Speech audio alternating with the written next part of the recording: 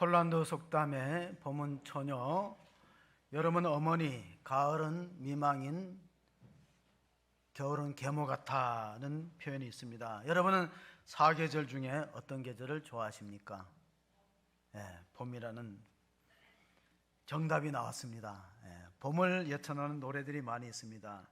저기 가까운 화성에 가면은 고향의 봄을 지은 사람이 기념관이 있습니다. 나의 살던 고향. 제가 초등학교 가서 처음 배웠던 노래입니다. 또 중학교 가니까 이런 노래가 있더라고요.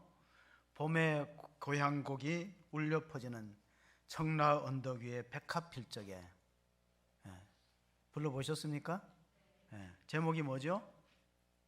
제목을 잘 모르시는 거 동무생가. 제가 다니던 중학교 음악책에 수록된 가곡입니다. 백합이 왜 중요한 의미를 띠냐면 백합은 부활을 상징하는 꽃입니다. 청라 언덕 위에 백합 필 적에 미국의 대통령을 지냈던 조지 부시의 자서전 그 전기를 보면은 그 브레즈네프 공산당 서기장이죠. 브레즈네프가 죽었을 때 장례식에 미국 대표 국빈 자격으로 참여했다가 아주 충격적인 장면을 목격한 것을 적어 놓았습니다. 되게 장례식은 가면 이제 검은 옷을 입고 복장들이, 그리고 공산당을 상징하는 붉은 천으로 관을 덮었는데 마지막 순서가, 그 장례식 마지막 순서가 애도를 표하기 위해서 미망인에 나와서 그 관 앞에서 이렇게 작별 인사를 하는데요, 갑자기 품속에서 백합꽃 한 송이를 꺼내가지고 관 위에다 놓는 거예요. 그리고 무릎을 꿇고 간을 잡고 기도하다가 일어나서 성호를 그었어요. 여러분, 그 천주교 카톨릭 러시아 정교의 성호를 그니까 그 참배객들이, 많은 참배객들이 따라서 이 숙연해지지만 성호를 걷는 모습을 보면서 그는 이렇게 적었습니다. 나는 이 얼어붙은 소련 땅에 기독교 신앙이 부활하는 장면을 목격했다. 공산당은 하나님을 안 믿는 무신론의 세계인데 이 순간에 부활 신앙이 부활하는 것을 목격했다는 것입니다. 여러분, 믿는 사람들도 부활을 의심하는 사람들이 얼마나 많이 있습니까? 그러나 얼어붙은 동토의 땅 러시아에 부활 신앙이 일어났던 것처럼 영국의 시인 가운데 T.S. 엘리엇이 항무지라는 유명한 시의 첫 기절에 4월은 가장 잔인한 달, 죽은 땅에서 라일락을 키워내고 추억과 욕망을 뒤섞고 잠든 뿌리를 봄비로 깨운다. 겨울은 오히려 따뜻했다. 잘 있게 해주는 눈으로 대지를 덮고, 그러니까 눈이 다 대지를 덮듯이 1차 세계대전 항피한 그 유럽의 그 땅을 항무지라는 표현으로 했습니다. 우리나라 근대사에도 4월은 잔인한 달입니다. 4.3 제주사태, 4.16 세월호 사건, 4.19 학생혁명. 그래서 이 봄, 4월의 봄은 죽음과 싸우는 계절이다, 그렇게 표현합니다. 봄은 죽음과 싸우는 계절인데 의외로 통계청의 발표에 의하면요, 우리나라의 자살자들 가운데 통계청에서 통계를 내보니까 3월에서 5월이 가장 많아요. 생명이 약동하는 계절이다, 우리 장로님이 기도해 주시는데 의외로 이 사망을 이기지 못하고 죽음과 싸워서 이기지 못하고 3월에서 5월 사이에 자살자 숫자가 가장 많다는 겁니다. 최근에 이제 100세 생일을 두 달 앞두고 별세하신 분이 있어요. 여러분, 뭐 우리나라가 아니니까 혹시 뉴스를 보시는 분은 엘리자베스 여왕의 남편이죠. 엘리자베스 여왕의 남편이 100세의 생일 두 달 앞두고 세상을 떠났어요. 아마 장례식이 뭐 있는 것 같은데, 여러분, 이런 말이 있어요. 박세리하고 박찬호하고 엘리자베스 여왕하고 공통점이 있다. 뭘까요? 여기 비슷한 말이 나오는 것 같은데 어디 출신이라고요? 공통점이 모르겠어요? 박세리, 박찬호 다 충청도 공주 출신, 엘리자베스 여왕 공주 출신입니다. 이제 감이 오시나요? 또 하나 공통점이 있는데 공을 잘 다룹니다. 골프공과 야구공과 필립공. 74년간 다뤘어요. 아이고, 여러분, 결혼 생활에서 74년 같이 사신 분 계세요? 안 계시는 것 같아요. 74년까지 해로하시기를 바랍니다. 아멘 안 하시네. 마음대로 하세요. 생각을 해봤어요. 사람이 태어나면은 부모하고 사는 시간보다가 배우자하고 사는 시간이 배로 늘어났어. 100세 시대니까. 여러분, 부모하고 사는 시간은 평균 한 30년, 물론 차이가 있지만은, 근데 배우자하고 사는 시간은 얼마예요? 60년 넘어요. 끔찍합니까?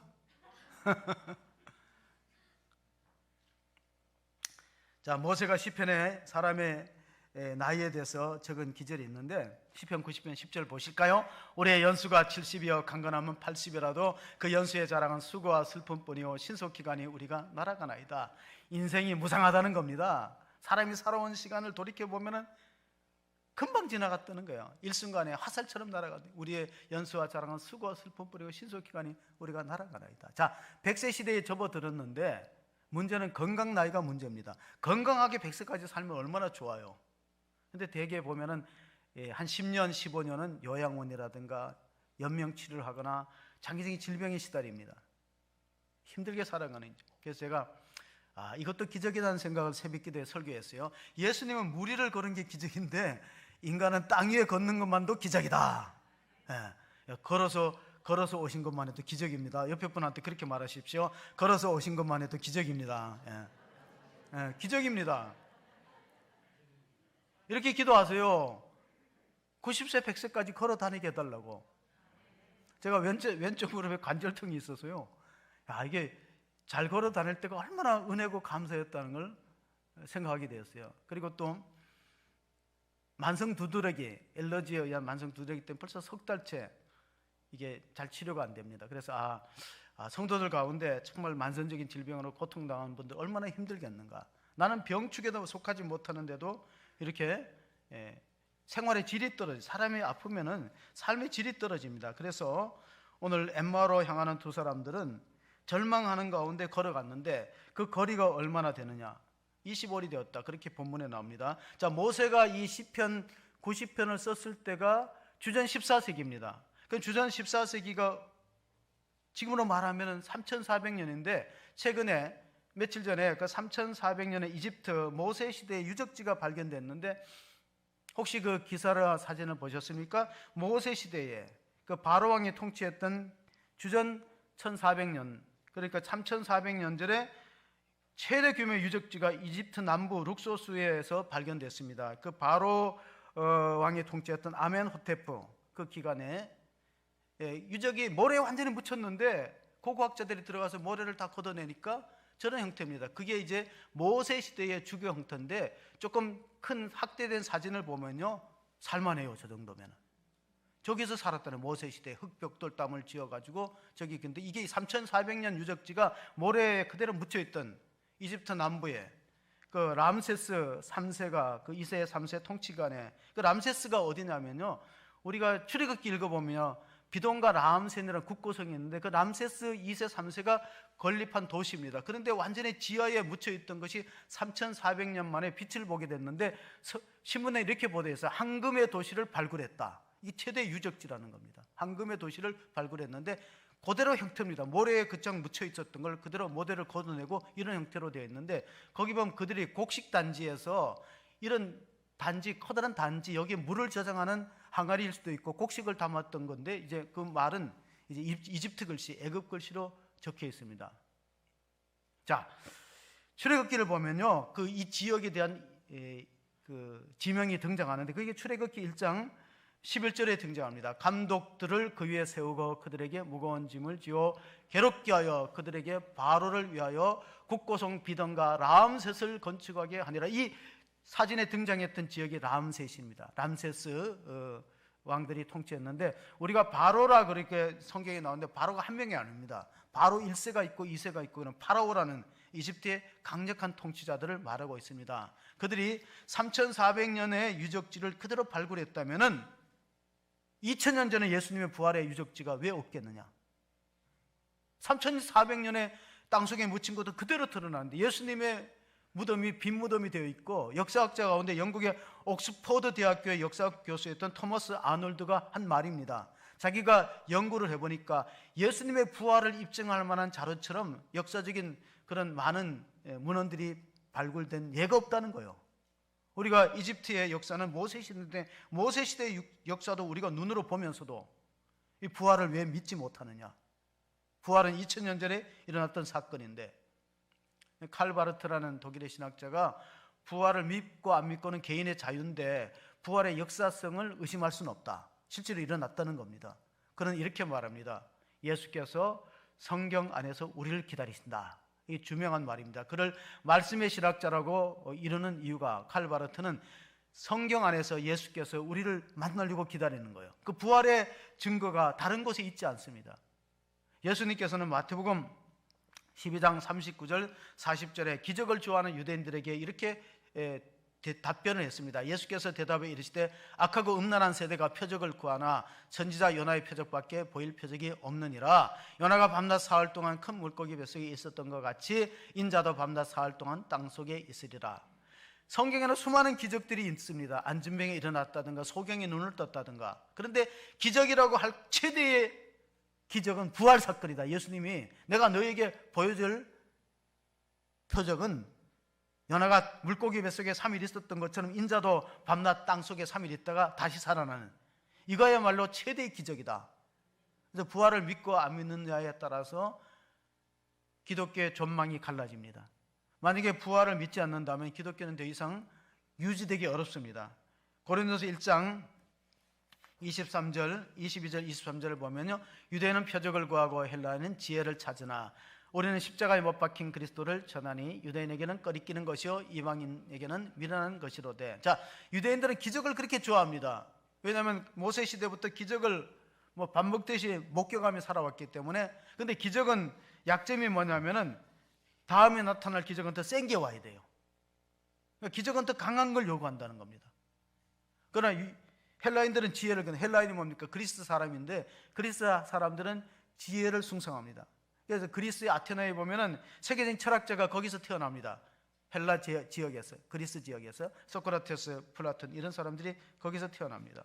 오늘 읽었던 내용은 누가복음의 부활 이후의 장면입니다. 우리가 부활 이후에 첫 주일을 보내고 있는데 부활 이후에 어떤 일이 있었는가?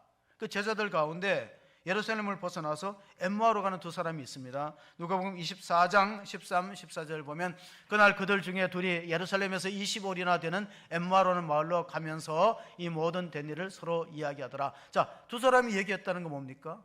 십자가와 부활 사건을 얘기한 겁니다. 예루살렘에 있었던. 그리고 엠마오로 25리 되었다는 10km 떨어진데 걸어갈 만합니다. 25리면은 건강한 사람이 걸어갈 만하는데 왜 걸어갔겠어요? 이제 예루살렘에 더 이상 있어야 될 필요가 없다. 여기 있다 보면 위험하다. 그러니까 내려가자. 그렇게 결정했던 것 같습니다. 그런데 이 글로바라는 이름, 한 사람만 이름만 나오고 왜 한 사람 이름이 안 나오는가? 그래서 성경학자들이 한 사람은 글로바의 아들이랑 동행했을 것이다 하고 또 한 사람은 아니다. 글로바의 아내와 같이 걸 것이다. 부부가 일심동체니까 글로바의 이름만 나오고 또 한 사람의 제자 이름은 안 나왔어요. 근데 글로바의 아내 이름은 다른 복음서에 기록되어 있는데 요한복음에 보면은 십자가 밑에 보면 글로바 아내 이름이 나옵니다. 보십니다. 예수의 십자가 곁에는 그 어머니와 이모와 글로바의 아내 마리아와 막달라 마리아가 섰는지라. 자, 십자가 밑에까지는 글로바의 아내가 갔어요. 근데 부활은 보지 못했습니다. 부활의 소식을 들었지만 믿을 수가 없습니다. 이것은 이제 렘브란트라는 그 네덜란드 유명한 화가가 있죠. 렘브란트가 이걸 그림으로 만들었는데 한번 여러분 본 적이 있을 것입니다. 이게 제목이 엠마오로 가는 길입니다. 엠마오로 가는데, 근데 가만히 보니까 부활하신 예수님이 가운데 계시고, 그리고 예수님 오른편에는 남성의 복장이고 머리인데 왼편은 머리가 긴 거 보니 여자 같아요. 그러니까 그 두 사람은 뭘까요? 부부지간이 아니겠어요? 부부지간. 그러니까 엠마오로 가는 두 사람은 글로바와 그의 아내 마리였다, 이렇게 추측이 됩니다. 어쨌든 그들이 부활하신 예수님과 동행했지만은 그인 줄 알지 못했더라. 예수님 왜 그 자신의 부활한 모습을 육안으로 확인시키지 않았을까? 그 의문점을 갖게 되면, 그러나 만약에 예수님이 그 자신의 부활한 모습을 눈으로 육안으로 확인시켰다면은 오고 오는 세대에 계속 자신의 부활한 모습을 보이면서 육안으로 확인시켜야 되는데 성경을 읽어보니까 영안을 열어주었어요. 그들이 눈이 밝아져서 부활하신 예수님을 알게 했다. 이것은 우리를 위함이다. 우리도 성경 속에서 부활하신 예수님을 찾을 수 있습니다. 그 부활한 예수님을 영안으로 열어서 만나시는 은혜가 있기를 바랍니다. 자, 그들은 왜 엠마오로 갔을까요? 기대가 크면 실망이 크다는 속담처럼 예수님이 이스라엘 민족을 구속하는 메시아라 그렇게 믿고 따랐던데 예수님이 십자가에 죽으시니 끝났다고 생각한 겁니다. 사람이 죽으면 최대 절망입니다. 여러분, 사랑하는 가족을 잃어보세요. 그 이상의 슬픔이 없고 절망이 없으면 이제는 해볼 게 없어요.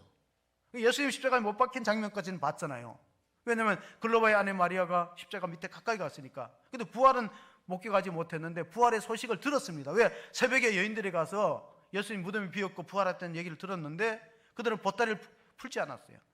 그래서 계속 보따리를 싸서 엠마오로 갑니다. 왜? 믿을 수 없다는 겁니다. 사람이 죽으면 끝나지 어떻게 다시 살아나는가?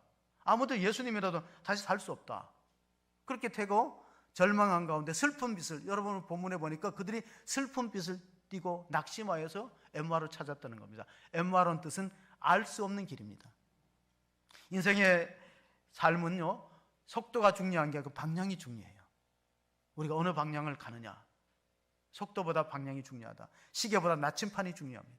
근데 이들이 엠마오로 절망해서 가다가 부활한 예수님 만나서는 그때로부터 그 즉시로 예루살렘으로 위험이 기다리는 것을 올라갑니다. 오늘 25절 본문이 시작되는 25절 26절 한번 읽어보시겠습니다. 자, 이르시되 미련하고 선지자들이 말한 모든 것을 마음에 더디 믿는 자들이여, 그리스도가 이런 영광을 받고 자기의 영광에 들어가야 할 것이 아니냐 하시고, 자, 예수님은 자신의 부활하신 현존을 니들이 눈이 어둡다, 너희들이 눈으로 왜 내 부활의 모습을 못 보네, 이렇게 말씀하지 않았습니다. 항상 성경 중심으로, 성경에 보니까 예언되기를, 구약의 예언되기를 메시아가, 그리스도가 이런 고난을 받고 자기의 영광, 부활의 영광에 들어가는 것을 너희들이 읽지 않았느냐.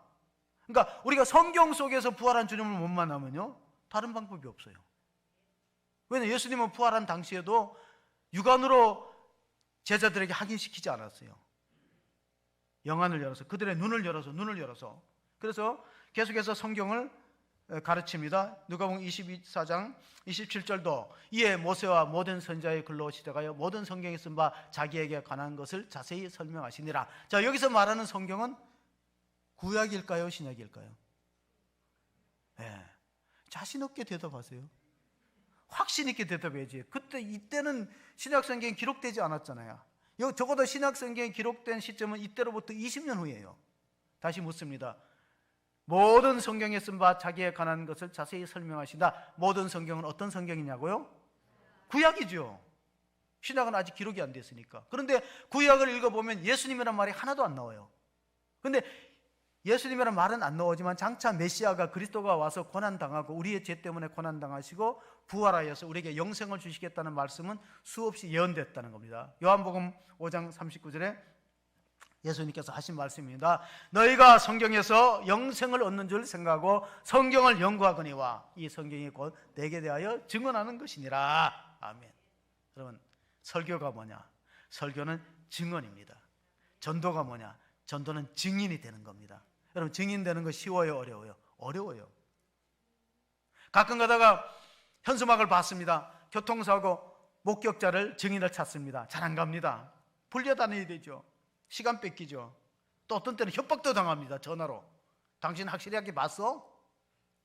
증인이 안 되려고 그래요. 근데 전도자는 뭐냐? 성경을 읽어보니까 전도자는 부활의 증인들이에요.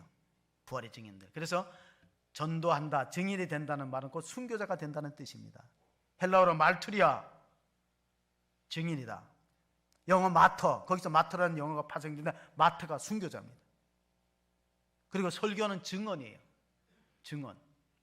토머스 롱이라는 설교학자가 있는데 제가 책을 보니까 제목이 뭐냐면 증언으로서의 설교. 그러니까 증인이 말하는 게 증언이에요. 그러면 증인이 될 때 항상 선서가 있습니다. 법정에 가면은 사실대로 말할 것을 서약하시고, 만약에 위증의 경우에는 어떠한 벌도 받겠습니다. 선서하고 하는 거예요. 그게 증언이에요. 설교자가 그렇게 설교하는 거예요. 위증을 말할 때, 거짓을 말할 때는 거기에 따르는 처벌을 받겠다. 근데 이 시대를 가리켜서 뭐라 그랬냐면 이 시대를 설교의 위기의 시대라고 불러요. 성직자의 권위가 사라진 시대입니다. 앞으로는 보세요. 평신도가 설교하는 시대가 올 수도 있어요. 평신도가. 침례교, 미국의 침례교는 그 교회에서 믿음 좋은 사람이 설교하는 거예요. 이 교회에서 가장 이상적인 것은 이 교회에서 믿음 좋은 사람을 신학교 보내서 그 교회에 사역자로 쓰는 게 이상적입니다. 침례교는, 미국의 침례교는요, 그 평신도들이 설교하는 교회가 있어요. 자, 그런데 차이가 있다면 뭡니까? 설교가 뭐냐? 증언으로서의 설교가 뭐냐? 이게 설교에 대해서 잘 생각해 보셔야 되는 게, 설교는 세 가지가 있어야 돼요. 복음적이냐, 그리스도 중심적이냐, 또 하나님 나라를 지향하느냐. 다시 말하면 그 설교를 듣고 회심하고 구원의 결과를 이끌어내지 못하면 아무리 좋은 말을 해도, 아무리 그렇게 유식하고 지식 있는 말을 해도 생명을 살리지 못하면, 병원이 뭡니까? 병원이 아무리 의사가 친절하고 시설이, 의료시설이 최고의 비싼 걸 갖다 놔도 환자가 들어와서 낫지 않고 죽어가면 그 병원은 신뢰를 잃어버립니다. 교회도 마찬가지예요. 영혼을 살리는데 초점을 둬야 되는데 사도 바울이 말씀을 받았습니다. 여러분, 평신도가 설교할 수 있어요. 왜냐하면 평신도들도 성경을 많이 연구하고 똑똑한 사람들이 얼마나 많아요. 저보다 더 지식적으로 앞서는 분들도 있어요. 근데 문제는 뭐냐면은, 설교는 알아서 하는 게 아니고 받아서 해야 돼요. 계시를 받아야 돼요. 기도에 무릎을 꿇고 계시를 받아야 되는데, 평신도는 한계가 있는 게 뭐냐면은 묵상할 수 있는 시간과 깊이에 한계가 있습니다. 평신도는. 왜냐하면 사역자는 매일 무릎을 꿇고 말씀을 묵상하는 시간의 깊이를 투자할 수 있지만은 평신도는 그렇게 못하잖아요.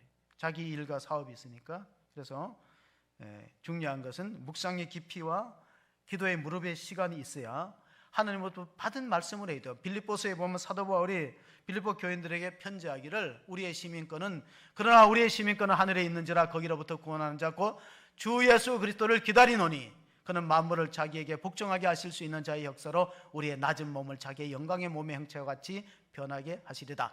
이게 부활의 약속입니다. 우리의 낮은 몸이 뭐예요? 육신의 몸이지요.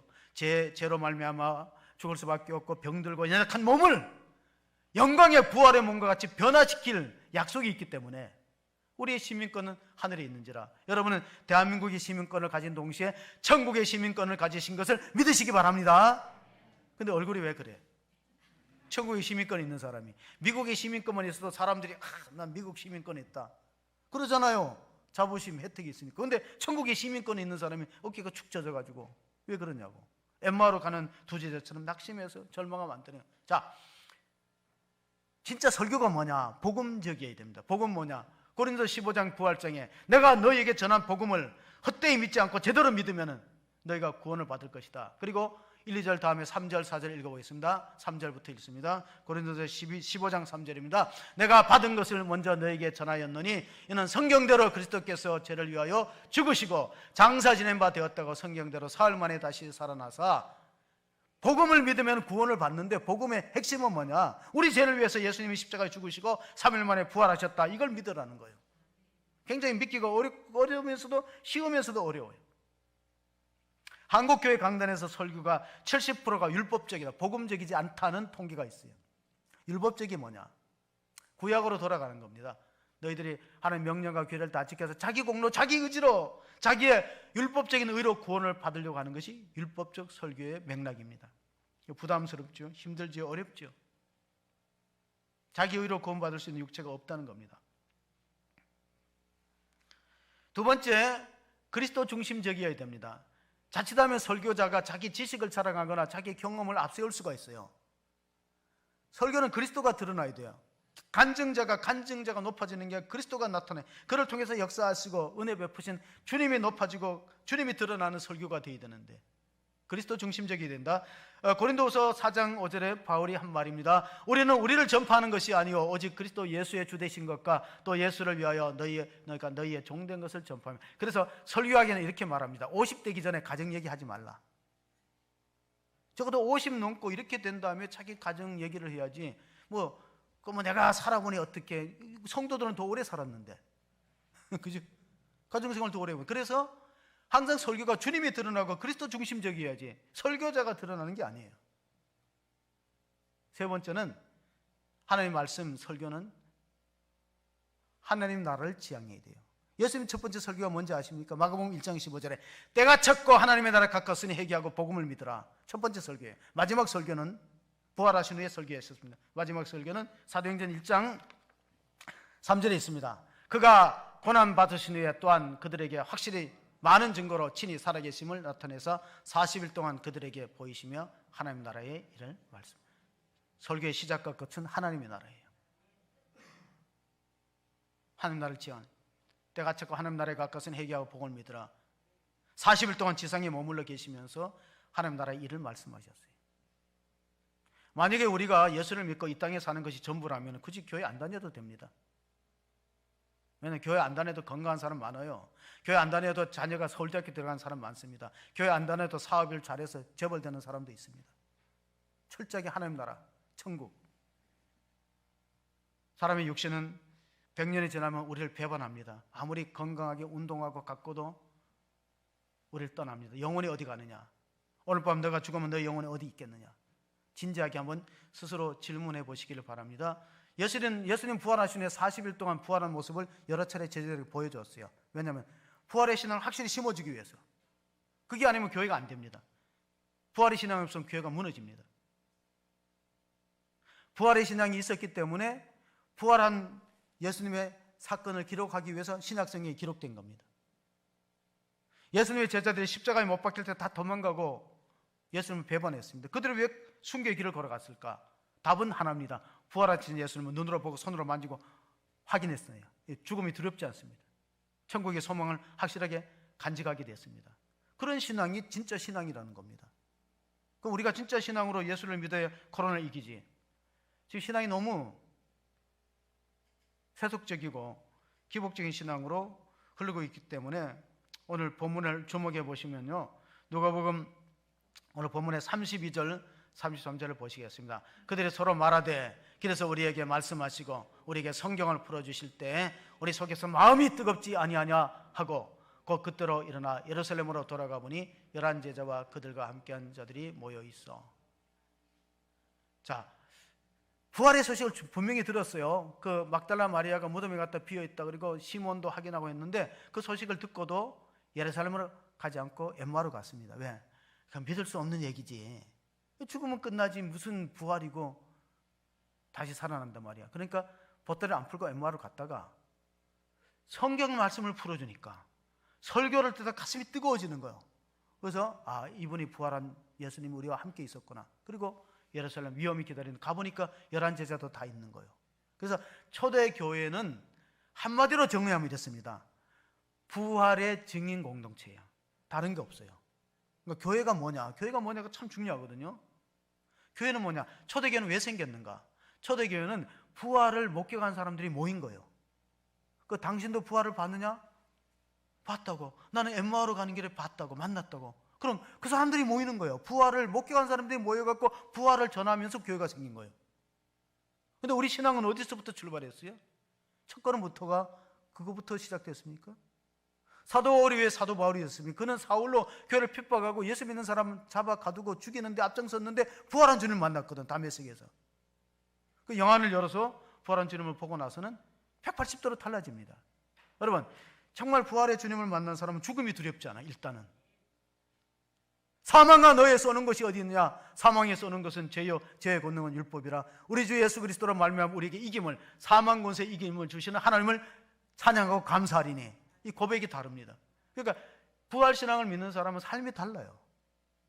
자, 사람들이 생각할 때 부활은 우리 죽은 이후의 사건이니까 뭐 그건 그때 가서 결정된다 이렇게 생각하는데 천만의 말씀. 부활 신앙을 갖고 있는 사람은 오늘의 삶이 다른 거예요. 용서를 할 수 있고, 미운 사람도 용서할 수 있고, 손해 볼 수도 있고, 핍박을 감당할 수도 있고, 낙심하고 어려운 환경에도 절망하지 않고, 사명감에 불타서 부활의 복음을 전하고, 이게 현재가 달라지는 것이 부활 신앙이 갖고 있는 힘이에요. 여러분, 그런 신앙을 소유할 수 있기를 바랍니다. 오늘 본문을 우리가 조금, 여러분이 나중에 성경 읽고 묵상하면요, 예수님께서 더 길을 가려고 할 때 두 제자가 쉬었다 가자. 쉬었다 가서 떡을 떼서 축사하는데 예수님이 한번 기도해 주신 것 같아요. 떡을 떼어 축사하고 나누어 주니까 마치 그 오병이의 기적의 현장에 떡을 가져서 하늘 우러 축사하시고 떼어서 나누어 주니까 5,000명이 먹었더라. 그리고 6월절 마지막 만찬할 때 이 떡을 가지고 주님께서 떡을 취하여 기도하셨습니다. 이것을 먹으라. 이것은 너희를 위한 내 몸이라. 이 잔을 가지고 또 축복하지 않습니까? 마치 그것을 연상하는데 이 성만찬을 연상하는 그 식사 기도를 할 때 눈이 밝아졌어요. 예수님 이제 깨닫게 되었어요. 그러므로 우리가 교회가 뭐냐? 4월 5일 날인가 천주교의 신학자 가운데 유명한 한스킹이 소천 별세했습니다. 한스킹은 교회란 무엇이냐 책을 썼는데, 한스킹은 천주교 신학자인데 개신교 교류를 했어요.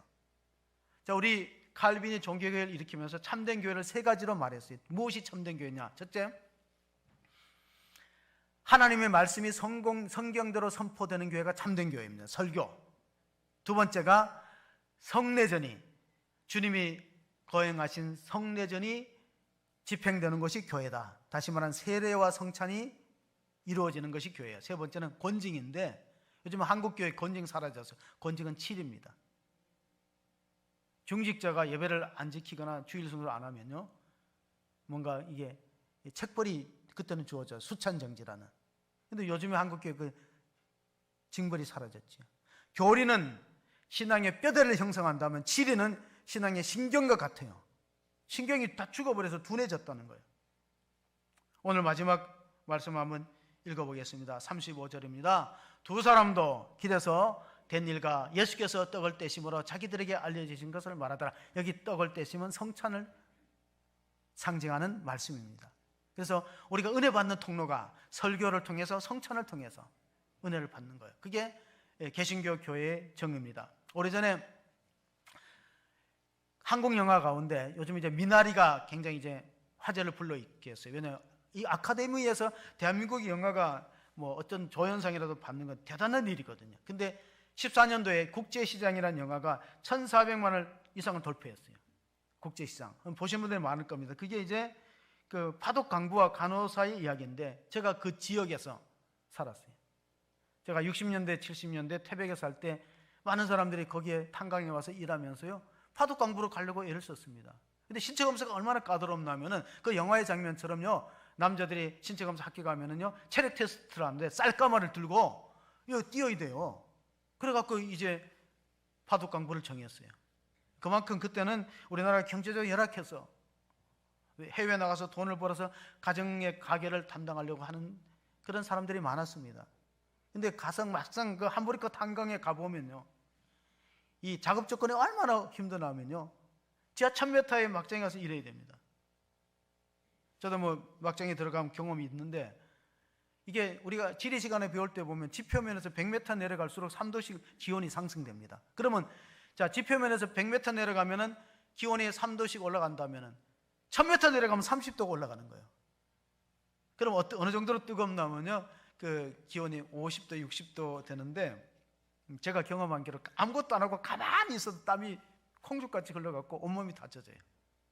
일을 하고 움직이면은 그야말로 내일을 짜면은 마치 그 세탁기에서 물 짜는 것처럼 나옵니다. 근데 이제 한국의 광산은 되게 이제 그 지주라는 것은 나무입니다. 흔히 강산용어로 동발이라고 하는데, 동발이 나무로 됐는데 독일은 달라요. 왜냐하면 지하 1000m 나가기 때문에 그 하중을 견디기 위해서 철제 지주입니다. 이제 어렸을 때 어른들한테 들었어요. 한국의 광부들이 파도기 갖고 그 철제 지주 동발을 붙들고 울었더라. 갈 수도 없습니다. 일은 힘들지, 또 한국으로 돌아갈 수 없잖아요. 가게의 생계를 담당하기 위해서 왔기 때문에. 그러니까 너무 힘들어갖고 동양 사람이 그 서양 사람들 갖는 그거를 가지고 그 일하느라고 굉장히 힘들게 작업합니다. 이제 주인공이 될 만한 사람의 간증이, 제가 신문에 난 걸 들었는데, 이분이 이름이 승식이라는 이름입니다. 나중에 이제 장로님이 되죠. 정장로님 정승식이라는 분인데, 이분이 그 문경에서 하전민의 아들로 태어났다가 이제 파독강부로 가서 일을 하는데, 이게 3년간 계약이 끝나면 돌아가야 됩니다. 계약 기간을 만료해야 돼요. 안 그러면 이제 그 불법 거주 체류자가 됩니다. 그런데 방법이 하나 있어요. 간호사하고 결혼하면은 더 있을 수 있는 거예요. 그 이분이 간호사들이 있는 기숙사 밑에 가서 어떻게 잘해갖고 아내를 이제 만나게 돼서 결혼했는데, 그 아내분의 이름이 나중에 권사님이 돼요. 박춘자 권사님. 우리 교회도 그런 분이 계셔. 오늘 안 나와. 박춘자 권사님인데, 이게 결혼을 해서 이제 독일에 머무르기는까지는 괜찮은데, 가정생활이 말이 아닙니다. 처음부터 안 맞아갖고 결혼했는데, 파독강부와 간호사로 결혼했는데 맨날 싸우고 이러는데, 하루는 그 술을 자꾸 이제 가정 불화가 심하니까 술을 마시게 됐죠. 그래서 술을 마시고 이제 술을 좋아하는데, 하루는 아내가 자기 보고 갑자기 교회를 간다는 거예요, 어느 날. 그런데 이제 남편이 생각할 때 잘 됐다, 잔소리 안 하고 술 마음껏 먹을 수 있으니까 교회를 가라 그랬어요. 그러면서 이제 한 주 더 다니다가 말겠지 그랬더니 계속 다니는 거예요. 그리고 나중에는 또 얼마 있다가 보니까 아니 집에 목사님이 신방 온다는 거예요. 이게 뭐죠? 목사님이 독일교회 한인교회 목사님이 신방 온다는. 그러면 그 집에 가서 기다리라 그러면 대부분의 남자들은요, 예수 안 믿는 남자들이 가정에 목사님 신방 온다 하면은 그 시간에 잘 안 나타납니다. 그래서 아예 그 목사님 온다는 시간에 피해갖고 술 먹고 딴 데가 있는 거예요. 그러니까 이제 그 아내만 신방 예배를 드리고 나중에 이제 머리를 썼어요. 어떻게 하냐면 정심을 간사한 데 가서, 여보 정심을 간사한 레스토랑에 가서 내가 같이 이제 식사를 나누고 싶다. 그러니까 이제 모르고 따라갔는데 그 정심이 어디서 베풀어지는 레스토랑에는 교회에 예배 끝나고 주는 식당 있잖아요. 거기 끌려간 거예요. 자, 속은 거죠. 이제 이게 교회가 참 식당의 문을 열어야 되는데, 그지 뭐 코로나 때문에 어렵잖아요. 이제 어차피 11시 예배를 드리고 밥을 먹어야 되니까 11시 예배를 듣는데 그날따라 설교가 뭐냐? 하나님 나라에 대한 설교를 하는데요. 예수 믿으면 구원받고 영생 천국이 있지만 안 믿으면 지옥에 가는데, 지옥을 목사님이 설교하는데 뜨거운 곳이라는 거예요. 그 뜨거운 곳이니까 뭘 생각하냐면 자기 일하는 데 생각나잖아. 과거에. 야, 내가 탄광에서 일할 때 그 뜨거운 지열 때문에 고생했는데 죽어서 내가 또 지옥에 가서 뜨거운데 불꽃 가운데서 신음하고 고통당한다니까 정신이 벅 드는 거예요. 그래가지고 교회를 계속 따라 나갔더니 나도 그런 데 가서 안 되는데, 돌아보니까 자기 아버지도 우상을 섬기고 이분도 이 성식 장로님도 월남전에 갈 때도 부적을 가져갔대요. 그렇게 미신을 잘 믿는 집안에서 아내가 교회를 다니니까 어쩔 수 없이 끌려가다가 나중에 성경 공부하고 예배를 드리는 가운데 부활의 주님을 인격적으로 만났어요. 그러니까 사람이 달라지는 거죠. 그러니까 친구들이 술을 가지고 오면은 술병을 치워놓고 나랑 식사하고 얘기하자. 그래서 복음을 전한 거예요. 20명을 전도했다는 거예요. 그 간증해 보니까 자기가 20명을 술꾼들을 전도했다. 그러니까 술꾼들 친구들이 이렇게 말합니다. 야, 성식이가 미쳤다. 이제 술을 그렇게 좋아하는 술보가 미쳐가지고 지금 교회에 미쳐가지고 다닌다. 그런데 하나님께서 바꾸었어요. 술꾼을 주의 일꾼으로 바꾸었습니다. 왜? 부활의 주님을 만나니까 내가 진짜 소망이 있구나. 내가 이 독일 땅에 와서 일하는 것이 하나님의 계획이었구나. 그래서 이제 나중에 이제 그 직장을 탄광에서 옮기는데 그 터빈 만드는 회사에 취업을 했는데 독일 그 동료가 그렇게 자기를 괴롭힌다는 거예요. 디터라는 이름을 가진 동료가, 니는 왜 네 나라로 안 가느냐? 지금 아시아 인종을 처벌하듯이 너는 언제 네 나라로 가겠느냐? 그렇게 자꾸 이 조롱을 하고 비웃기 때문에 나는 하나님을 믿는다. 하나님이 이 땅에 살게 했다. 그래서 하나님이 가라 그러면은 내가 우리나라로 가지만 그렇지 않을 동안에 내가 이 땅에 있다. 너는 예수를 믿어라. 예수를 믿어야지만 영생과 구원이 있다. 그러니까 그 독일 사람 디터라는 동료가 이렇게 말합니다. 너는 예수를 믿는지 몰라도 나는 여기서 은퇴하면은 이 돈 가지고 세계 여행하고 즐길 거야. 네 혼자 교회 다녀. 복음을 안 받아들였습니다. 근데 다음날 아침에 터빈에서 출근해 보니까요, 분위기가 싸늘해요. 왜 그럴까? 왜 무슨 일이 있었나?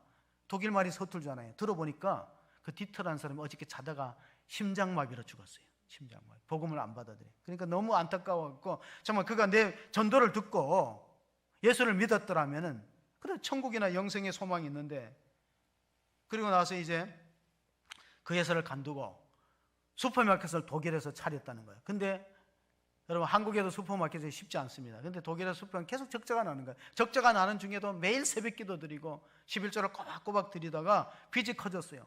또 슈퍼가 불나기도 하고 그래갖고 안 되겠다, 사업을 간둬야 되겠다가 40일 작전 기도를 합니다. 하나님, 저한테 독일에서 직장 주세요. 40일 작전 기도를 해요. 근데 하나님이 40일째 되는 날 이력서를 몇 군데 보는데 연락이 왔는데 독일에서 중요한 항공사에서 취업이 된 거예요. 항공사에서 서비스업으로, 서비스 팀에 당신이 근무한다. 거기 취업이 돼갖고 15년 동안 돈을 벌어가지고 모든 슈퍼마켓에 돈 다 가리고 빚을 다 갚고 그 사업 자금을 만들어서 호텔업을 했는데 그 호텔 이름이 엘림 호텔입니다. 이 엘림이라는 지역이 어떤 지역이냐? 우리가 출애굽기를 한번 보시면 엘림이라는 지역이 나옵니다. 출애굽기 15장 27절 보십니다. 그들이 엘림에 이르니 거기에 물샘 12과 정려나무 이런 그루가 있는지라 거기서 그들이 그물 곁에 장막을 치니라. 하나님, 내가 독일 땅에 와서 이렇게 하나님이 일자리도 주시고 사업에 성공해서 호텔, 엘림 호텔을 만들어서 했는데 나그네들이 쉬어가고 또 거기서 목장 예배를 드립니다. 거기서 예배를 드리면서 매주마다 예배를 드리면서 그분이 결심한 것이 흩어진 유대인들 디아스포라처럼 한인들이 얼마나 독일에 많이 사는가. 제가 독일 지역으로 가보니까요, 프랑크푸르트에 가면 한인 교민회가 있습니다. 그러니까 프랑크푸르트 지역에 한국 사람이 가장 많다는 거예요. 삼성의 이건희 회장이 있었을 때 프랑크푸르트에서 선언했어요. 마누라 외에는 다 바꾸라. 혁명적인 선언을 했던 장소가 프랑크푸르트한 도시입니다. 여러분, 그곳에서 이렇게 복음을 전하면서 자신의 삶을 돌아볼 때 하나님의 은혜가 아닌 것이 없었다. 엘림이라는 지역은 어떤 지역입니까? 이스라엘 민족들이 홍해를 건너갔고 3일째 물이 없어서 불평했던 지역이 엘림입니다. 그래서 하나님께서 한 나무를 지시했더니 그 나무를 마라에 쓴 물에 던졌더니 물이 달게 되었더라. 그 나무가 뭐냐? 십자가를 뜻하고 있습니다. 십자가. 그래서 3일 동안만 참았더라면, 그들이 원망하지 않고 불평하지 않고 3일만 참았더라면 하나님이 종려나무 70그루 물샘 12를 예비해서 안식을 취하고 쉼을 얻을 텐데 사람은 3일을 못 참아요. 여러분, 어떤 꽃을 파는 할머니가 좌우명이 뭐냐면은 3일만 참자. 예수님이 3일 만에 부활하셨듯이 3일만 참으면은, 그러면은 인생의 모든 근심 걱정을 떨쳐버릴 수 있다. 그분은 이렇게 고백을 합니다. 내가 문경에서 하전민의 아들로 태어나서 독일에서 이렇게 사업할 수 있는 것은 하나님의 은혜다. 고국이 나의 육신을 태어나게 한 것이라면 독일은 영적으로 생명이 태어나, 내가 거듭난 생명이 태어난 것이 독일이다. 부활의 주님을 만나면 삶이 달라집니다. 여러분, 춘천에 가면 한마음 교회가 있는데 제가 그 김성로 목사님의 직접 세미나에서 강의를 드렸는데 그 교회는 매주마다 부활절 설교를 하는 거야. 매주마다. 그러니까 매주가 리틀 이스터데이, 매주가 부활절이에요. 그런데 그 간증문이 국민일보에 세 사람씩 매일마다 등장하는데 보면요, 알코올 중독자들, 경제 파산자들, 자살 직전에 있는 사람, 가정이 끼어지기 쉬운 사람들의 간증문이 나옵니다. 근데 그 간증문을 읽어보면 굉장히 은혜로워요. 왜? 그들의 공통점이 다 부활의 주님 인격적으로 만났다는, 삶이 달라지는 거예요. 부활의 주님을 만나면 그렇게 달라지는 것이 제대로 된 신앙생활인데, 만날 생각도 없고 만나는 감격도 없고 그렇게 믿으면은 세월을 호송하는 것이 되고 맙니다. 마치 엠마오로 간 두 제자처럼 낙담하고 슬픈 빛을 띄어서 모든 것이 끝났다 절망하는 가운데 걸어가는 제자들과 무슨 다를 바가 있겠습니까? 철학자 가운데 에른스트는 인간의 모든 행위 가운데 하나님이 주신 신적인 힘이 희망이라고 그랬어요. 신적인 힘. 그러니까 우리가 희망을 갖고 사느냐 아니면 절망하고 사느냐. 오늘 말씀의 제목이 희망을 향해 걸어라. 여러분, 절망을 향해서 걸어갔던 엠마오의 두 제자가 부활의 주님 만나면 180도 달라지는 거예요. 희망을 향해서 걸어가는 것을 보게 되는 것입니다. 괴테라는 분은 독일 태생의 문어라고 알려지는데 파우스트란 대작을 썼는데, 이 파우스트란 대작을 보면은 1막, 그 영국어로 치면 1막에 보면은 부활절 찬송 소리가 시작됩니다. 사셨네, 사셨네, 예수 다시 사셨네. 이게 파우스트의 1막 1장에 나오는 부활절 찬양. 그것으로 그 대작이 시작됩니다. 무엇이냐? 그 메피스토텔레스라는 주인공이 세상의 부귀영화와 쾌락을 위해서 자기 영혼을 팔았잖아요. 메피스토텔레스. 그런데 부활의 소망이 없이는 인생이 허무하다는 것입니다. 괴테가 고백했습니다. 내 인생의 최고의 날, 내 인생의 최고의 날은 내가 좋아하고 사랑하는 여자를 아내로 얻은 날, 내가 작가로서 명성을 떨치면서 많은 걸 소유를 부자가 된 날, 그런 날이 명성을 얻거나 또 많은 소유가 있는 날이 아니라 내 인생의 최고의 날은 부활하신 주님을 만난 날이다. 그 괴테의 고백입니다. 여러분, 우리가 엠마오로 두 제자 내려가다가 성경 속에서 말씀을 풀어줄 때 육안으로 확인시킨 것이 아닌데 영안이 열어서, 눈을 열어서, 다메섹에서 사도 바울이 예수님을 만났을 때 눈에 비늘 같은 것이 벗어졌어요. 편견과 의심의 비늘이 벗어지고 영안을 열어서 부활의 주님을 봄으로써 인생의 목적과 방향이 달라지는 그런 귀한 삶을 살아가는, 기적의 삶을 살아가는 성도가 다 되시기를 주의 이름으로 축복합니다. 아멘. 하나님 아버지 감사합니다. 오늘 이렇게 부활 후 첫 주일을 주님 전에서 보내게 되었습니다. 많은 사람들은 세상의 분주한 일로 바쁘지만은 우리는 하나님이 약속하셨습니다. 안식일은 거룩하고 복된 날이라고 약속했기 때문에 주님 전을 찾았습니다. 하나님, 안식일이 주일로 바뀌게 결정적인 원동력은 부활하신 주님 때문에 안식일이 주일로 바뀌었습니다. 제자들이 모여서 부활의 증인되는 사명을 감당하면서 순교의 길을 걸어갔습니다. 오늘 엠마오의 두 제자는 낙심하여 절망하여 고향으로 농사지으러 갔고, 예수님의 제자들은 갈릴리 바다에서 어부의 직업으로 돌아갔지만 부활하신 주님을 만나고부터는 그들이 함께 모여서 복음을 전하고 교회를 개척하고 생명을 아끼지 않고 부활의 증인으로 살아갔습니다. 오늘 우리들의 신앙이 부활하신 주님을 만나면서 변화를 이뤄가기를 원합니다. 가정이 변화시키기를 원합니다. 우리 교회가 변화되기를 원합니다. 한국교회가 새로워져서 부활신앙, 또 순교적인 신앙, 체험적인 신앙으로 부활의 주님을 성경 속에서 만나는 은혜가 있도록 도와주시옵소서. 우리 구주 예수 그리스도의 이름으로 기도합나이다. 아멘.